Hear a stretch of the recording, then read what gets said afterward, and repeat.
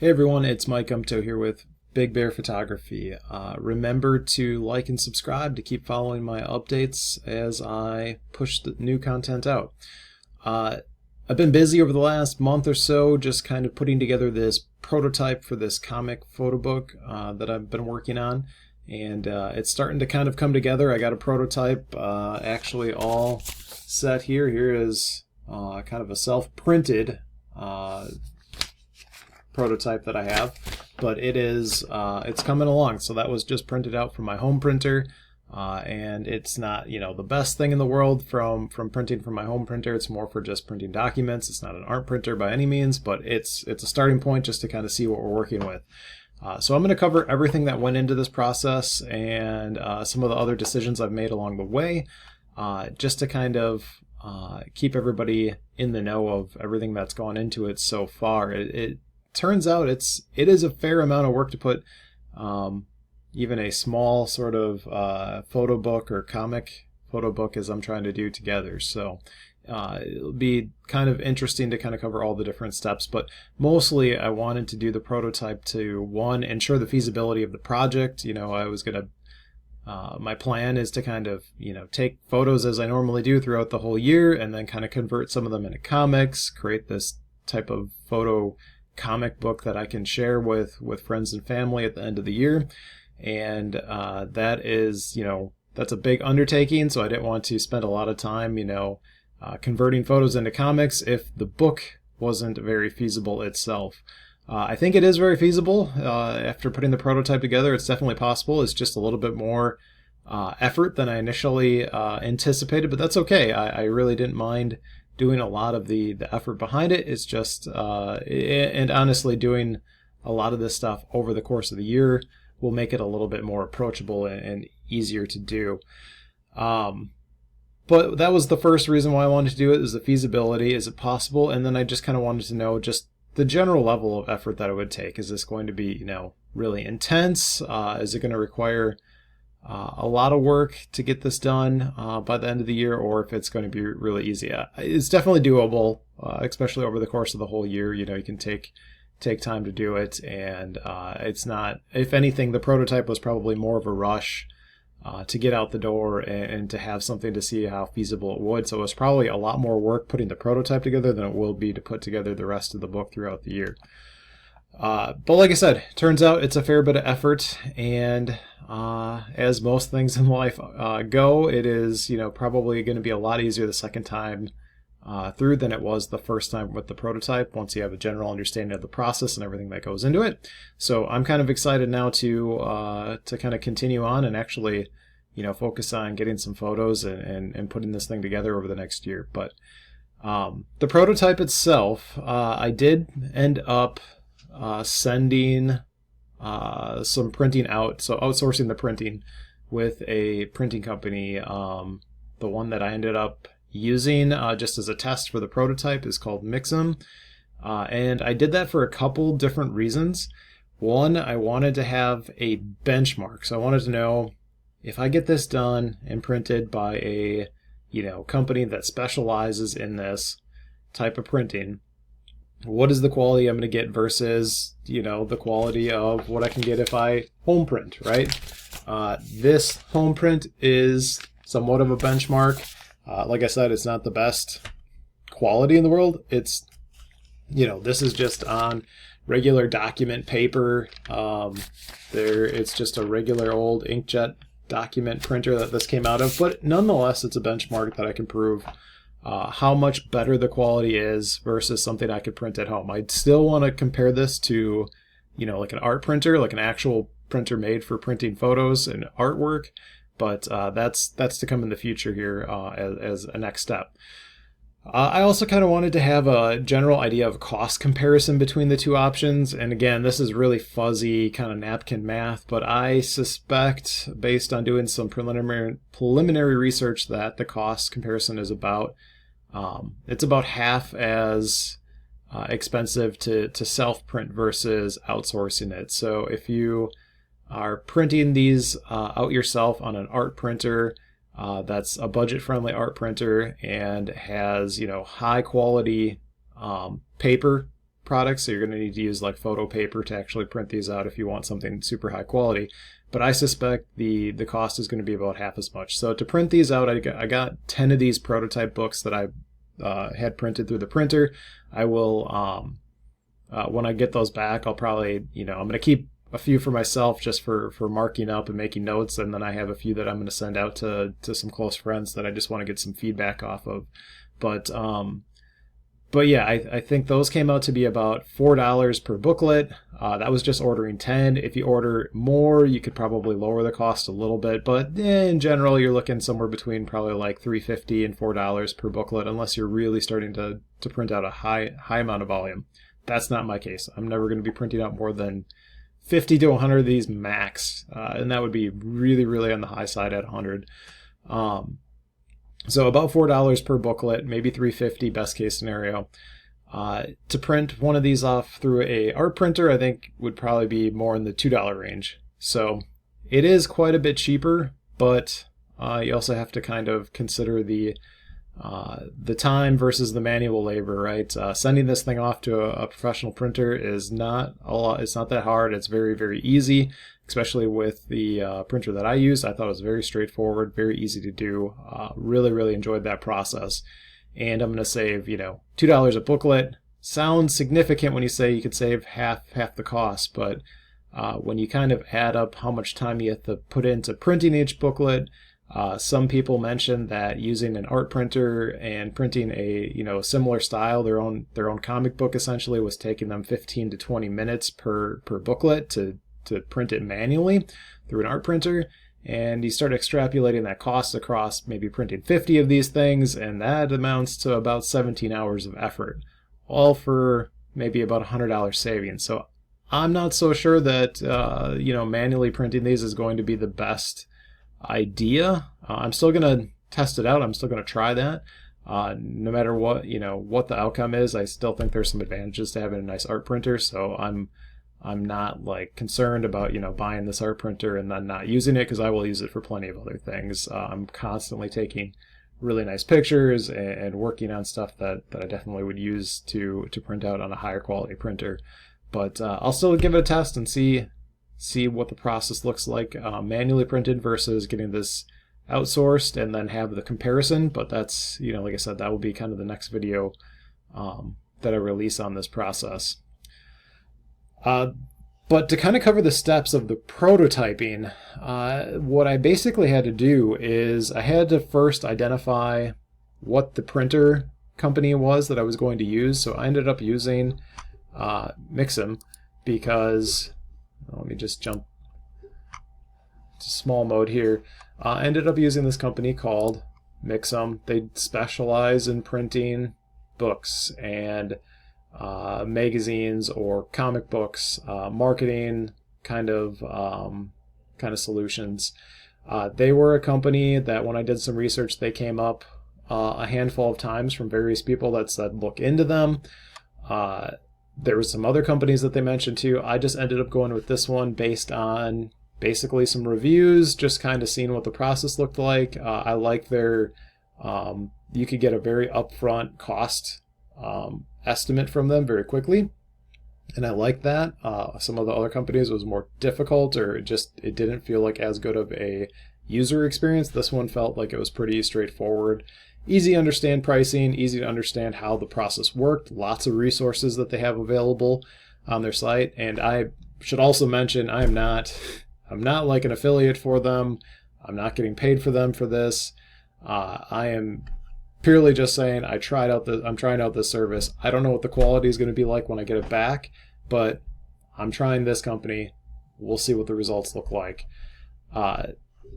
This is the reason why I say that you have to pick this out first is because you have to kind of know the template that you're using to upload your pages. So everything, you're going to create pages. Like for example, I created every single page on Photoshop, ended up moving everything to an InDesign layout through Adobe, and then I exported that into a PDF that I uploaded into Mixam. So the reason why I say you have to pick the printer out first is because you have to get the template from the printer. Although most of them will be similar, there might be some differences. So, for example, with Mixam, when I went through and started placing the order, they had a template that I could download. And I did a what they call a digest side. It's like half of a standard sheet of paper. So 5.5 inches by 8.5 inches tall. So 5.5 inches wide, 8.5 inches tall.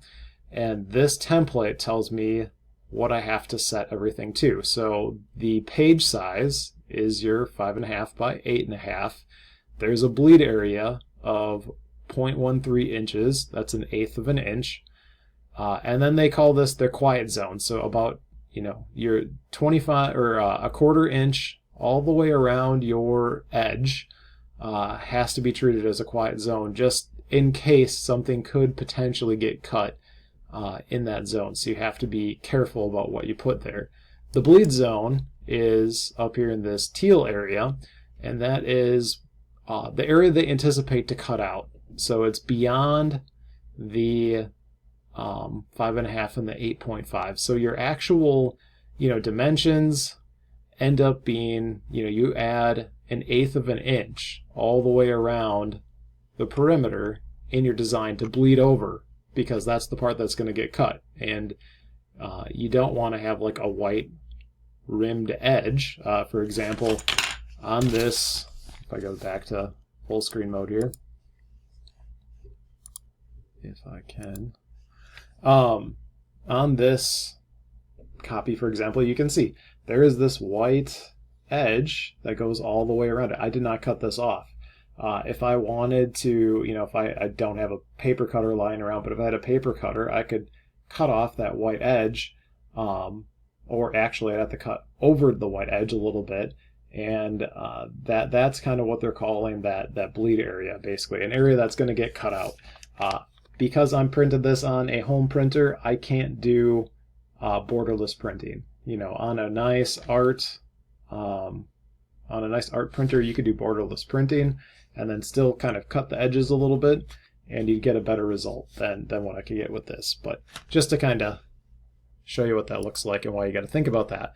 And then for Mixam, they're saying, they want a bleed mark all the way, 1/8 of an inch around every single page. So it doesn't matter.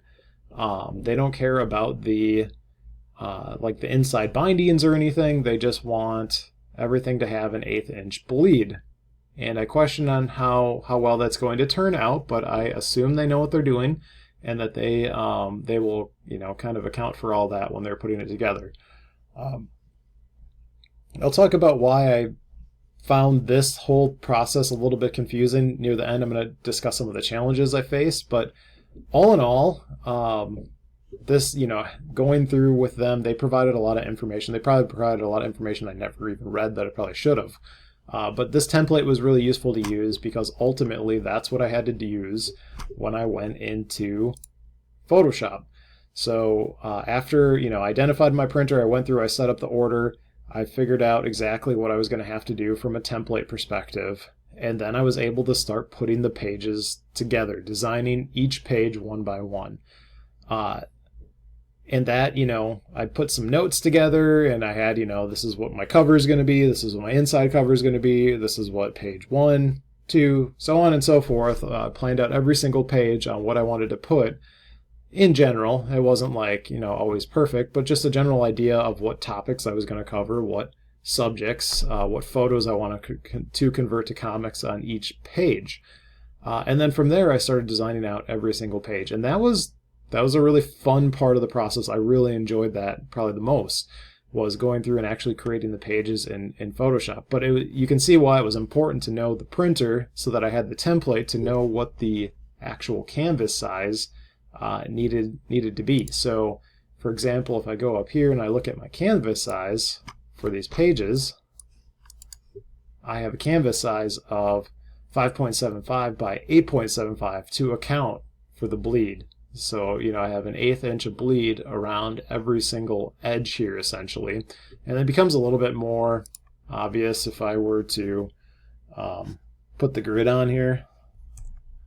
So when I was designing these, I kind of flipped back and forth between grid mode a lot so that I could see kind of the measurements and where it was in proportion to the bleed. Especially, this is a bad example probably because I don't have this is just like a full screen image that I would put on a page.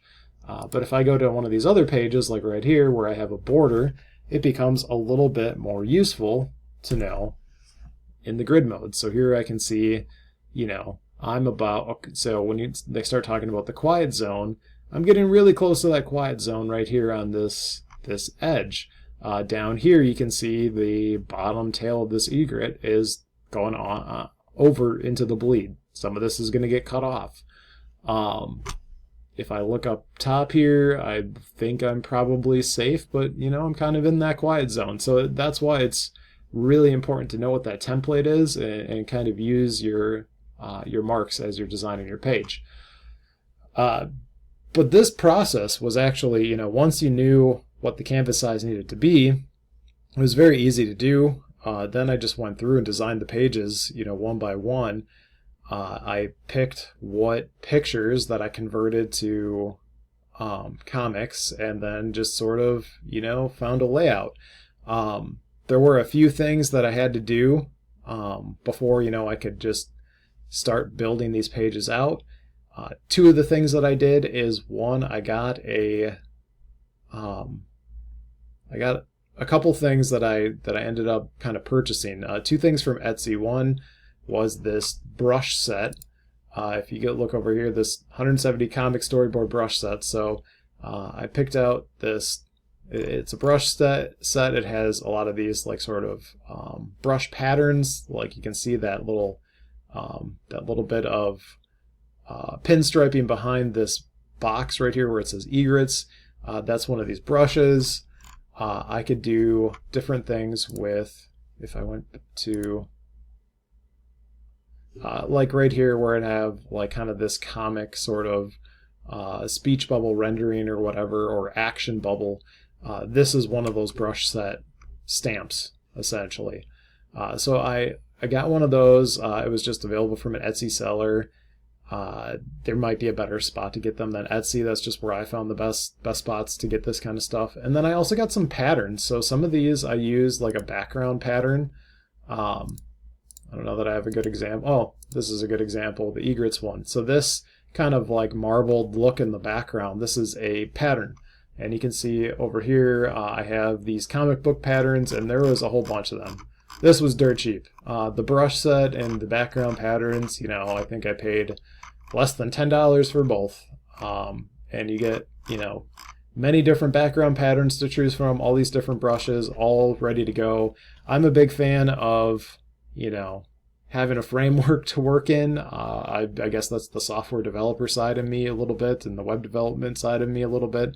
I like having frameworks to work around, having things that are ready to go, and I don't have to think about how to, reinvent the wheel every time I want to do something kind of similar. So having these things available to me was really, really important. And so I had those two things in tandem with I ended up getting a kind of like a sample comic book, and it had all the different layouts. So like for these panels that you see right here, like this one has like a 3-panel sort of approach. I was able to get a comic book kind of template that has all these different samples and stuff available, and I'll show you what that looks like if I can find it.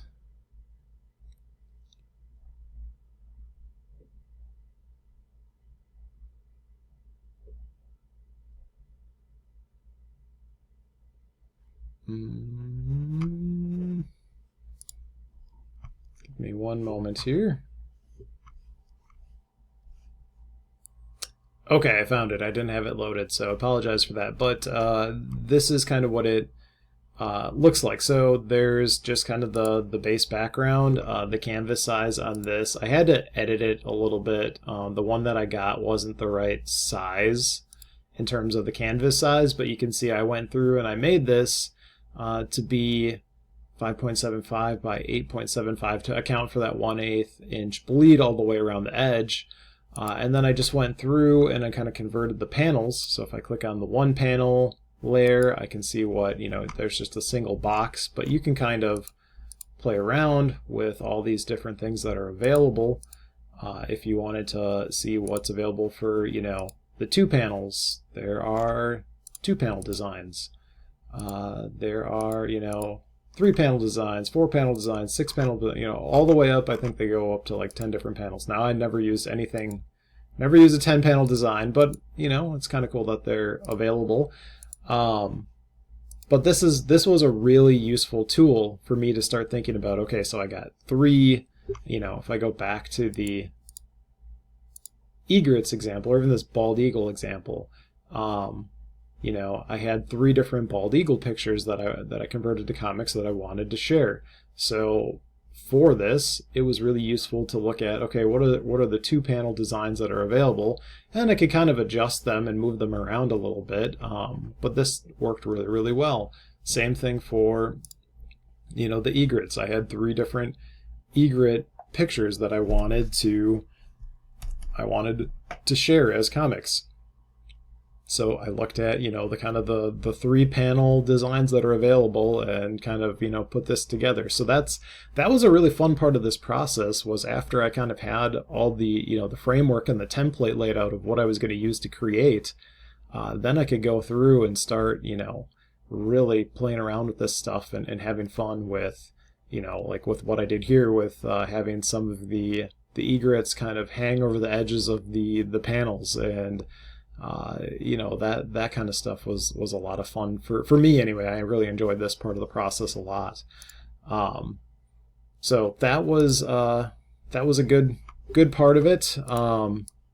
Getting that set up took a lot of time, and it was a little, that was somewhat of a frustration point at first. Was, okay, I got this template, it's kind of what I need, but it's the wrong size. So then I had to go through and resize everything. And then in this case, I resized it for, the Mixam project. If I wanted to do something for, for home printing, it was kind of a whole different ballgame, because I had to approach that a little bit differently for printing off from my home computer or my home printer, because, the way Mixam is expecting it is that 1/8 inch bleed that I was showing you guys. But if you're home printing, you can't really account for an 1/8 inch bleed on the inside pages of the binding pages. There technically is no bleed at all in reality. So that was a frustrating point at first, just trying to understand that, okay, I'm designing this for the outsourced print, the Mixam template first, and then secondarily I'm putting together a different InDesign sort of layout for just like a home print, for example. So that was kind of a little frustrating to deal with at first, but now that I've gone through it and kind of put both designs together, I kind of now realize how it works, and it's a little bit easier. So it turned out okay. But like I said, went through, I mapped out the layout, made notes on exactly what I wanted to do for each one, determined what, photos I was going to use, ended up using, these pattern sets, the brush sets, the comic book panel template that I showed you. I put it all together page by page. And then once you get your pages together, and you have to, for sure understand those page sizes, the canvas size, the bleed size, then I was able to start laying this out page by page in InDesign. So if I open up InDesign over here, I have two different InDesign layouts. I have my home print layout and I have my Mixam layout. And the reason why they're different is because for the Mixam, as I mentioned before, I had to pay attention to their template requirement, which is the 1/8 inch bleed all the way around every single page. And you can see that in InDesign. You get this, you can see the bleed mark right here on the top. This is very easy to set up in InDesign. If you go to your layout, you can adjust your bleed lines right here. So I have it set to 1/8 of an inch all the way around. But it's kind of nice that they show you the bleed marks, so you can kind of tell what you're getting into. But basically from here, I had every page designed in Photoshop, so all I really needed to do was drag and drop each Photoshop file. So you can, the really cool thing about InDesign is it's an Adobe product, and Photoshop is an Adobe product, so they work really, really well together. You can just drag and drop a Photoshop file right into InDesign, slap it right in here. If you need to make any minor, I guess, adjustments, you can. But I found this to be really, really seamless by the time I got to this point. So basically just going through, laying it all out. And then from here, specifically for Mixam, all I needed to do once I had every single page laid out was to export it. So I just exported it in a PDF, page by page kind of PDF, and then in Mixam I could just upload the PDF and it would parse through it and knew exactly where to put each page, starting with your cover, ending with your back cover, and it worked really, really well. Alternatively, the second thing I did is I put together a home print layout because I wanted one for this, this prototype that I printed at home. When I did that, I had to do things a little bit differently in InDesign because, like I said, for home printing, I had to account for no bleed on the inner edges of the digest side. So where Mixam wants they want that 1/8 inch bleed around on the inside even. For me, for home printing, I couldn't do that. That would have been that would not have worked well. So I had to basically realign everything and resize things to remove 1/8 of an inch on the inside of every single page that I created. So that was why it was kind of nerve-wracking and kind of irritating as you were putting this all together. But it works. You just got to make some minor adjustments to lay it all out in that fashion. But it didn't have significant issues doing that long term. It worked out well. But yeah, it just was the fact that you have to have two separate layers. Or two separate InDesign layouts to account for both a home print and in this case a Mixam outsourcing print. But overall, it worked well. Like I mentioned, there definitely were some challenges, and it was a little confusing at first with just understanding. So I come from more of a web design background. I have done very little with actual printing in the past, so actually having to print out like something at a book level, there was just a lot to understand from, okay, what they keep talking about bleed marks. I don't even know what a bleed line is. So there was a lot of just learning that I had to go through to understand how you set these up. I had never used InDesign before, Adobe InDesign, and it's not hard to use, but the first time you start playing around with InDesign, it can be a little daunting at first. But what I ended up learning, one is, InDesign, using it was a huge advantage. It really, really does help, especially if you want to do home printing. InDesign is very, very useful because, mostly because if I want to print something from InDesign, I can go up here and there is a print booklet option. So if I print this out and I just did the regular print option and it did page by page by page, the layout's not going to be correct. But if I print the booklet and I go into the preview for the booklet, I can actually step through and it will show me what's on every single page, but it's kind of hard to see because there's some faint lines here, but it pairs up page 4 with page 12, page 4 with page 21, because these two pages need to be together to ensure when the whole thing is printed out and I fold it in half like a half digest sort of pamphlet printout, that each page is going to be lined up exactly where it needs to be. So that was kind of a, at first I found this to be really, really confusing, and I was trying to set the layout out by manually trying to pair together, you know, page 4 with page 21, like in the layout of the design. And I quickly realized that that was a terrible idea, and I was just working harder instead of working smarter.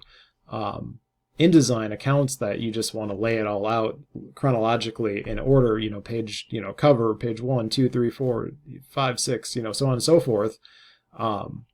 And then they do the hard work for you. You don't have to do it. That's the advantage of using a product like InDesign, is they have that feature built into it. So once I learned that there was this print booklet feature, things got a lot easier in terms of, you know, laying the whole thing out and not having to try to figure out, okay, so I got to pair, you know, 4 and 21 together, and I got to put 20 and page 5 together, and so on and so forth. So that was the really cool thing about InDesign. I really, really enjoyed, you know, even though it was a little bit of a struggle just because it was something new. It was a struggle at first, but overall it was a really good way to approach it. Okay, so I think the last thing that I just kind of want to go through a little bit here is really Mixam itself, just talking about the ease of setting up the order. I kind of, you know, when I started the video, I was showing you kind of the Mixam web page here, and I really, really liked that you could go through and do this whole, you know, if I want to create a comic book or any kind of book, you know, they do many different kinds, I can go through here and I can set all this stuff up. So if I wanted to get 25 copies, color in a digest, which is what I did, I could pick all these different things out. And I could say it's going to be, you know, 20 pages. I want to have a cover page. I want to have a gloss lamination across the cover page. So you can set all of your options, and, you know, they have some other stuff down here. But you can, you know, even pick what type of weighted paper that you want for the cover. What type of weighted paper do you want for the content, you know, each page? What kind of binding do you want?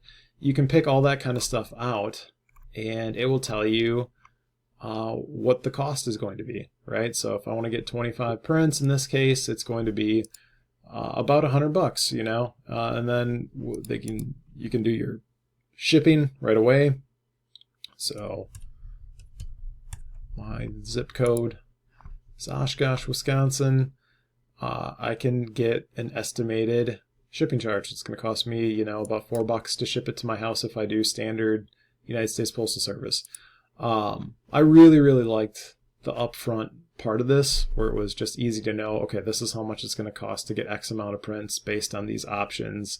And then once you add it to your cart, it was really, really seamless to get this going. And then again, down here, they have a print template, so that's where I kind of got that template that I showed you guys at the beginning of the video.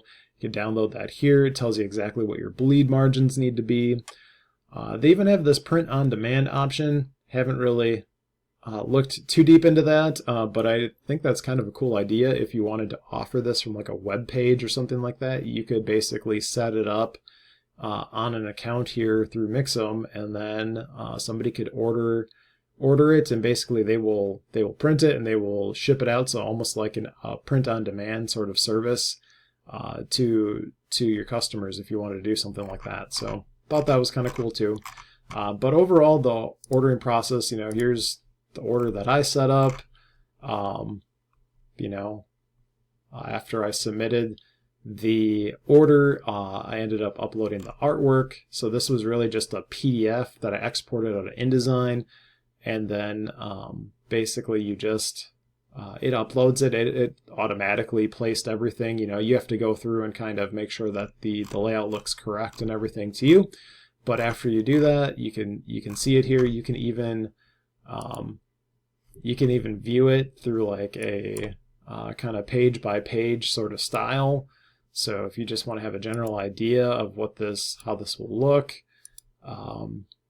It's kind of a cool feature that I thought existed, that you could see it kind of in this kind of like this proof sort of preview mode. They also have like a regular proof mode as well, where you can kind of see the full proof. And here they kind of show you those kind of the cut marks on each edge. So that's kind of cool. But all in all, it was a very easy process. It was very quick to kind of go through, set up, get submitted. Like I said, I really enjoyed placing the order with them. I thought it was really easy. It was very straightforward. I didn't find it to be very confusing at all. They had tons and tons of content available. So like right here where I mentioned before, I had to learn all about what the heck are bleeds and how does that work with printing.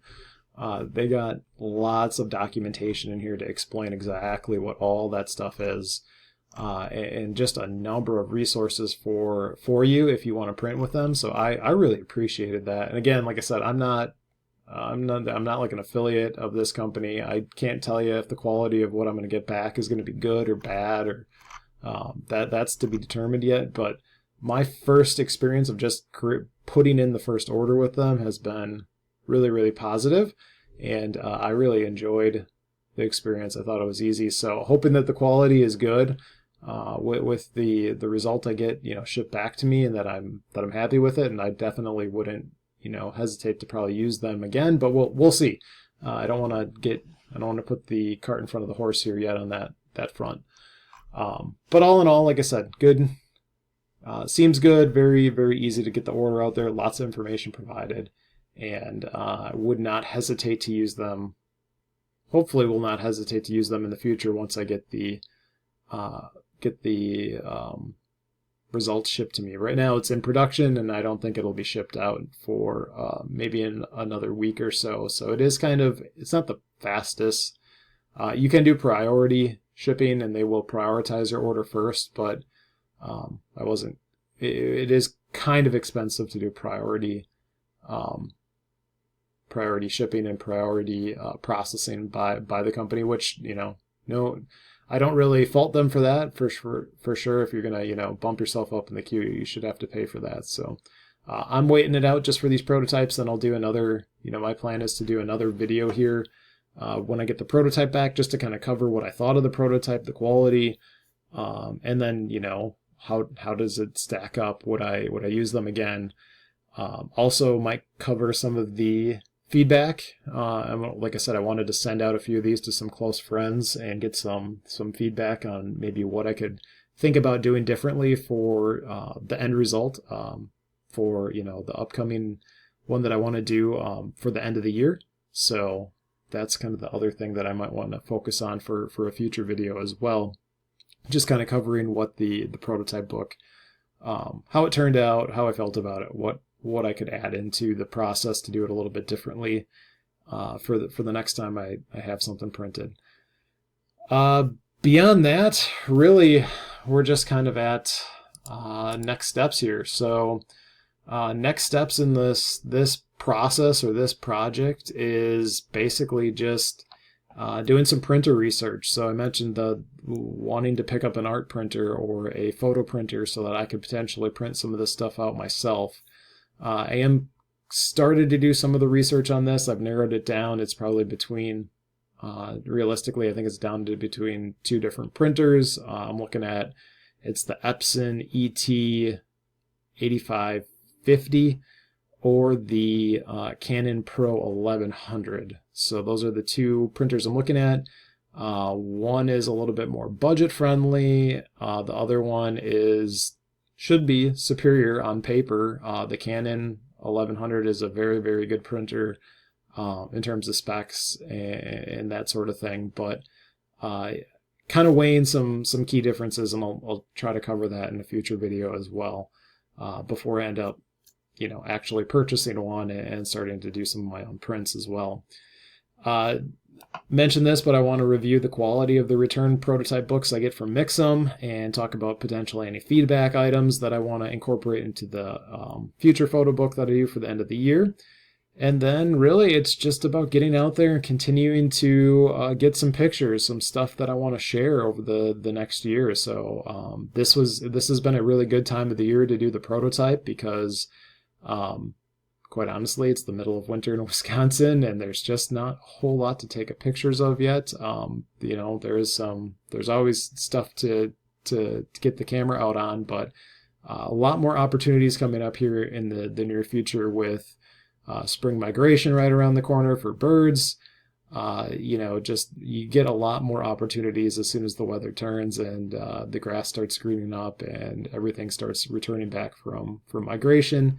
So we'll definitely get out in the field and do a lot more photography coming up in the near future. So that is kind of the game plan for next steps in terms of this photo book project. So anyway, I hope you enjoyed kind of this quick recap of everything I did and everything that went into the original prototype photo book, and you know, hope that it was useful information, and maybe somebody, if you're considering doing this yourself, you might find this to be useful, or hopefully there's something that you can learn from this experience that I'm sharing here.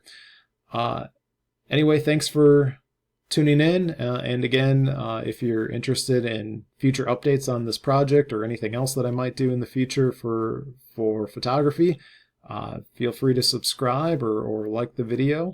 And of course, let me know what you think. If you have any comments, please share them below. Thanks so much. Have a great day.